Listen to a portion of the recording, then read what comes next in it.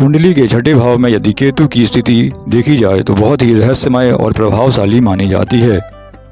छठा भाव रोग, शत्रु, ऋण, सेवा, संघर्ष और प्रतिस्पर्धा से संबंधित होता है और केतु एक विच्छेदकारी एवं रहस्यमय ग्रह माना जाता है।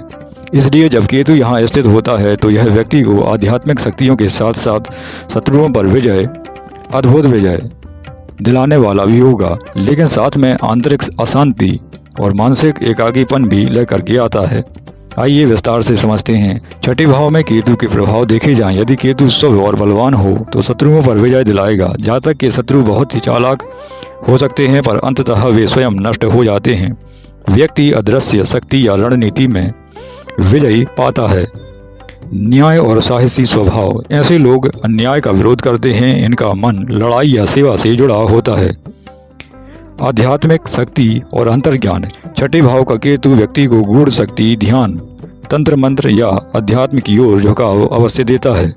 चिकित्सा, पुलिस, डिटेक्टिव, रिसर्च आदि क्षेत्रों में सफलता, रहस्य या संघर्ष से जुड़े कार्यों में ऐसे लोगों को बहुत सफलता अवश्य मिलती है। रोगों से लड़ने की शक्ति, जातक के अंदर आत्मिक बल बहुत होता है जिससे वह कठिन से कठिन बीमारियों से बाहर निकल आता है। अगर केतु नकारात्मक हो अर्थात अशुभ या नीच या पीड़ित हो तब मानसिक बेचैनी और भ्रम बढ़ा देगा। अशुभ केतु व्यक्ति को अस्थिर और चिंतित बना सकता है।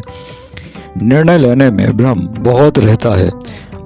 अजीब या पहचान न होने वाले रोग, कई बार ऐसे रोग होते हैं जिनका कारण समझ में नहीं आता या निदान बहुत कठिन हो जाता है। गुप्त शत्रु और विश्वासघात, मित्र रूपी शत्रु या धोखेबाज लोगों से नुकसान संभव है।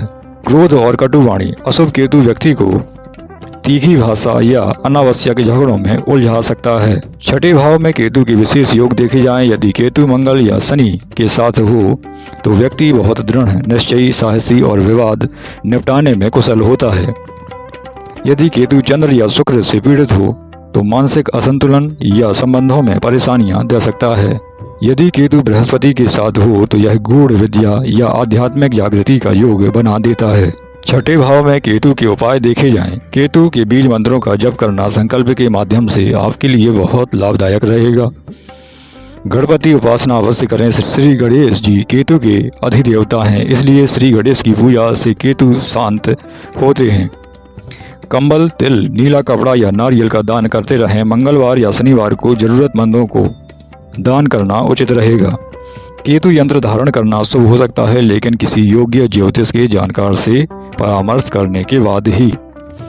ध्यान और मौन का अभ्यास अवश्य करें कि केतु मन को शांत करने पर बहुत प्रसन्न होता है। नियमित ध्यान, योग और मौन साधना लाभ अवश्य देती है। श्री हनुमान चालीसा या श्री गणेश अथर्वशीर्ष का पाठ अवश्य करें। यह केतु के नकारात्मक प्रभावों को दूर करता है। अगर संक्षेप में बात की जाए, शुभ केतु के लिए शत्रु विजयी होता है। व्यक्ति यानी शत्रुओं पर विजय पाने वाला, गूढ़ ज्ञान में रुचि, आध्यात्मिक शक्तियाँ बहुत होती हैं। रोग निवारण क्षमता बहुत अच्छी होगी। अगर यही केतु अशुभ है तो मानसिक भ्रम बहुत होगा, गुप्त शत्रु बहुत होंगे, रहस्यमय रोग सता सकते हैं और व्यक्ति अकेलेपन का शिकार हो सकता है।